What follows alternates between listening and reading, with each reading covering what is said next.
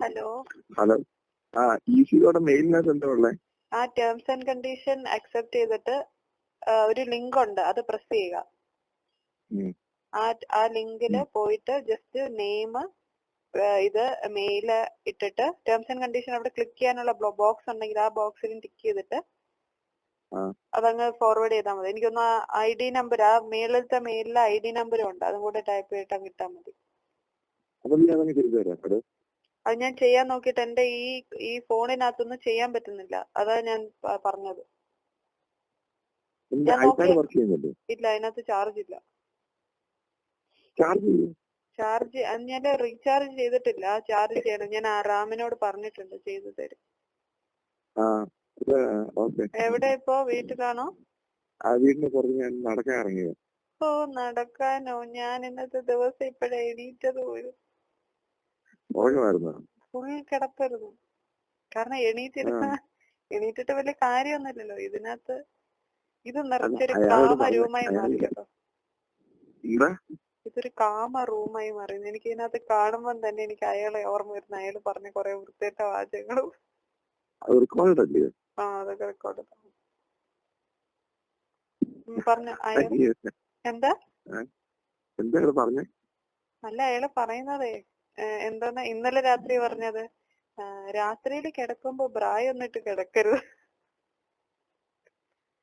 Blood circulation ഒക്കെ നന്നായിട്ട് വേണം, അപ്പൊ നന്നായി മസാജ് ചെയ്തിട്ട്. ഇത് അയാള് ഇവിടെ ഇരുന്നപ്പോഴാ പറഞ്ഞ, 5 മിനിറ്റ് ലഗേജിന് വെയിറ്റ് ചെയ്തപ്പോ.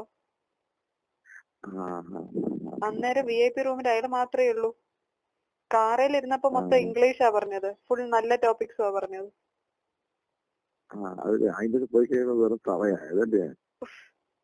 ഭയങ്കര തറ. ഞാൻ ചൊവ്വാഴ്ച എന്താ ചെയ്യണ്ടേ? ചൊവ്വാഴ്ചയാണ് ബാസ്റ്റിനെ എനിക്കൊന്ന് വിളിക്കണം. എന്നിട്ട് ചൊവ്വാഴ്ചയുടെ കാര്യം ഞാനൊന്ന് ചോദിക്കട്ടെ ബാസ്റ്റിന്റെ അടുത്ത്. ഇയാള് ചൊവ്വാഴ്ച നമുക്ക് കാണാമെന്ന് പറഞ്ഞിട്ടുണ്ട്. ഇയാളെ ഇല്ല, അറിയാതിരിക്കണമെങ്കിൽ ചൊവ്വാഴ്ച ഇയാൾക്ക് എന്നെ കാണുമെന്ന് പറഞ്ഞിട്ടുണ്ട്. അപ്പൊ ഞാൻ എന്തുവാ പറയണ്ടേ? ഞാൻ എവിടെ പോയെന്ന് പറയണോ ഇയാളുടെ അടുത്ത്? ആരെ? ജിജിനെയോ? അയാള് പറഞ്ഞിട്ടില്ല, അയാള് വിളിക്കാന്നാ പറഞ്ഞിട്ടില്ല. ചൊവ്വാഴ്ച രാവിലെ ആ ടൈം അനുസരിച്ച് നമുക്ക്. ഇയാള് ഇമ്പോർട്ടൻസ് കൊടുക്കേണ്ടത് ബാസ്റ്റിന്റെ അപ്പോയിന്റ്മെന്റിന്. അത് ഞാൻ ഇയാളെങ്ങനെയാലും മീറ്റ് ചെയ്യും. ഇയാള് മീറ്റ് ചെയ്യില്ലേ? അതെനിക്ക് ഒഴിവാക്കാൻ പറ്റില്ലല്ലേ? ഇയാള് 100% മീറ്റ് ചെയ്യും. അന്നപ്പൊ കാണണമെന്നാണ് അങ്കിള് പറയുന്നത്. അന്ന് കാണാല്ലേ? അന്ന് കാണാം. ചൊവ്വാഴ്ച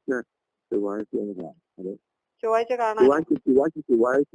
ചൊവ്വാഴ്ച നോക്ക്, പറ്റുവാണെങ്കിൽ ഒഴിവാക്ക്. അത് ശരി. ഒഴിവാക്കാൻ ഞാൻ ശ്രമിച്ചാൽ പോലും ഇൻ കേസ്, ഞാൻ അതാ പറയുന്നേ, ബാസ്റ്റിന്റെ കാര്യം എനിക്ക് ഇയാളോട് പറയാൻ പറ്റത്തില്ല.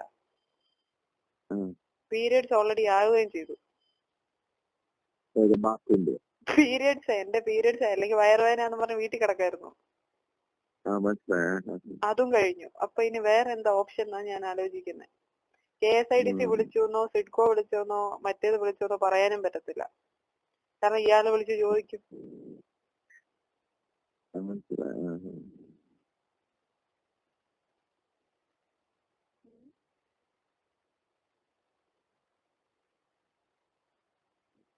ഹലോ.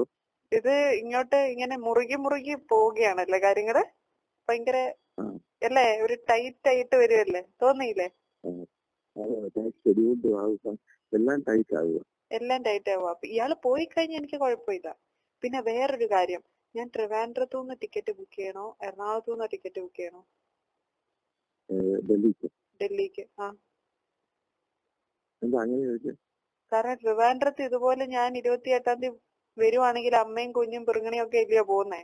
ആരെയും ഇതുപോലെ ഇപ്പൊ ഒരു നല്ല റിലേഷൻ ഉണ്ടല്ലോ. ഒരു ഡൗട്ട് നമ്മളായിട്ട് ഇടണോ എന്നാണ് എന്റെ ഡൗട്ട്, അല്ല എന്റെ ചോദ്യം.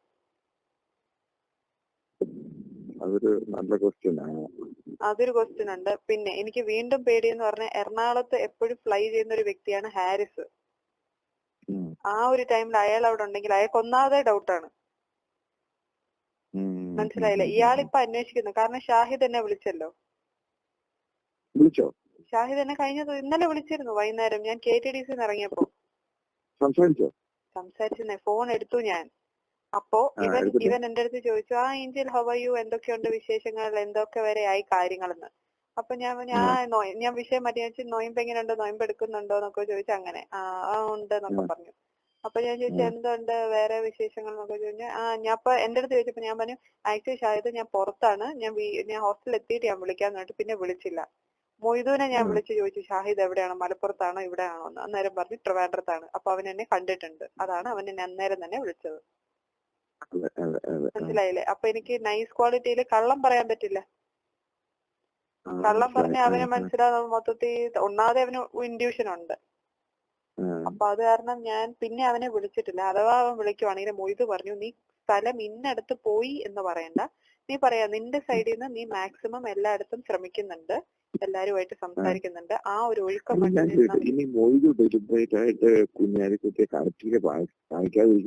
അല്ലല്ല, മൊയ്തുവിന് ആഗ്രഹം ഉണ്ടെന്നേ.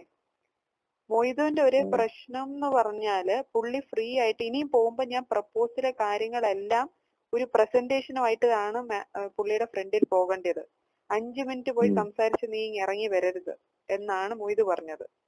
പുള്ളിനെ കൊണ്ട് അന്ന് തന്നെ ഞാൻ കൊടുക്കുന്ന പേപ്പറിൽ എന്തുവേലും ഒരു വാക്ക് എഴുതിപ്പിക്കണം. ആ ഒരു അൾട്ടിമേറ്റ് എയിമുമായിട്ടാണ് ഇയാള് നടക്കുന്നത്. മനസ്സിലായി? ആ ഒരു എഴുത്ത് എഴുതിയിട്ടുണ്ടെങ്കിൽ അതിന് ഭയങ്കര വാല്യൂവാ. അത് ആ ഒരു എഴുത്തിൽ അത് പെട്ടെന്ന് ഓഫീസേഴ്സിന്റെ അവിടെ പോവും, അസിസ്റ്റന്റിന്റെ അവിടെ പോയിട്ട് അവരൊരു നമ്പർ ഇടും. ആ നമ്പർ എനിക്ക് CS-ന്റെ അടുത്ത് കൊടുത്താൽ അയാൾക്ക് ആ നമ്പർ എത്രയും പെട്ടെന്ന് ആക്കി കൊടുക്കാൻ പറയാം. മനസ്സിലായോ? അയാള് മൊയ്തു ഈ ഗെയിമാണ് കളിക്കുന്നത്. അതാണ് മൊയ്തു ഹെൽപ്പിങ്. അയാള് ഇത് ചെയ്യുന്നില്ല, ഉടക്ക് ചെയ്യുന്നില്ല. അങ്ങനെയാണ് ഇതിന്റെ കാര്യം. അപ്പൊ അങ്ങനെ ഇരിക്കുന്ന അതിന്റെ കാര്യം. അപ്പൊ ഇതെങ്ങനെ ഞാൻ പിന്നെ വിചാരിച്ചു, ഞാൻ അഥവാ അമ്മയും കുഞ്ഞിനെ എനിക്കൊരു ടെൻഷൻ ഉണ്ട് കേട്ടോ ഇവരുടെ കൂടെ പോകുമ്പോഴേ എന്താവും അവസ്ഥ എന്നുള്ളത്. ആരെങ്കിലും, കാരണം എനിക്കറിയത്തില്ല ആരൊക്കെ എന്നെ കണ്ടിട്ടുണ്ടെന്നുള്ളത് നമുക്കറിയത്തില്ലല്ലോ. പിന്നെ ഇവന്റെ അറിയാമല്ലോ, ഇവൻ എന്നെ വിട്ട് മാറത്തുമില്ല. അമ്മേ അമ്മേ അമ്മയെന്ന് പറഞ്ഞ് മമ്മി കുമ്മി എന്ന് വിളിച്ചോണ്ടായിരിക്കും നടക്കുന്നത്. നമ്മളൊരു ഇമേജ് കഷ്ടപ്പെട്ട് ഉണ്ടാക്കിയിട്ടുണ്ട്. അത് തകർന്നു കഴിഞ്ഞാൽ ഈ അവസാന നിമിഷം എല്ലാം കൂടെ പൊളിയണോ എന്നുള്ള ഒരു ടെൻഷൻ ഉണ്ട് എനിക്ക്. അതൊരു ചിന്തിക്കേണ്ട ഒരു കാര്യം. പിന്നെ ഞാൻ ചിന്തിച്ചു 21-ാം തീയതിയാണ്. പക്ഷെ RK ചേട്ടനാണെങ്കിൽ ഓൾറെഡി 21st ടിക്കറ്റ് ബുക്ക് ചെയ്തു. ഓൾറെഡി അവര് നാളെ ട്രാവൽ ചെയ്യുവാണ് അങ്ങോട്ടേക്ക് ബൈ ട്രെയിന്. അല്ലെങ്കിൽ ഒരു 28-ാം തീയതി വല്ലോ പുള്ളീനെ ഇങ്ങോട്ട് കൊണ്ടുവന്നിട്ട് പുള്ളി അമ്മയും കുഞ്ഞിനെയും കൂടെ, കാരണം അമ്മയ്ക്ക് കുഞ്ഞിനെ തന്നെ മാനേജ് ചെയ്യാൻ പറ്റത്തില്ല. അങ്ങനെ ഞാൻ ചിന്തിച്ചായിരുന്നു.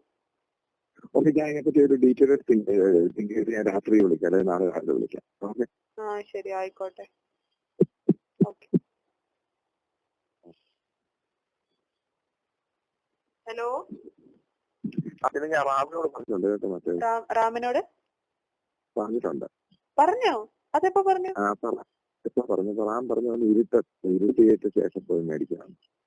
ശരി, ആയിക്കോട്ടെ ആയിക്കോട്ടെ. ഇവിടെ പൂൾ സൈറ്റ് എന്തോന്ന് കിടക്കാനേ, ഇവിടെ പൂൾ സൈറ്റ് ഒന്ന് കിടക്കാൻ പറ്റും. ഞാൻ റാമിന്റെ അടുത്ത് പറയാം. നന്നായി പൊതിഞ്ഞിട്ട് എന്തായാലും ഫുഡ് വാങ്ങിച്ചോണ്ട് വരുമല്ലോ, ആ കവറിനകത്ത് ഇട്ട് കൊണ്ടുവന്നാ മതി. ഹോസ്റ്റലില് താഴെ വരും, അതിന്റെ ഇച്ചിരി അങ്ങോട്ട് മാറി നിന്നാ പോരെ, ഞാൻ പോയി ഇങ്ങനെ വാങ്ങിച്ചാ പോരെ. മനസ്സിലായോ? വേറെന്തെങ്കിലും പറയാനുണ്ടോ? പിന്നെ എന്തെങ്കിലും കാര്യം എനിക്ക് ടെൻഷൻ ആയിട്ടുണ്ടോ? ഇല്ല, ഇത്രയേ ഉള്ളൂ. കുഴപ്പമൊന്നുമില്ലല്ലോ വീട്ടില്? 25th പോയിട്ട് 30th അല്ലേ വരുന്നത്? Okay okay.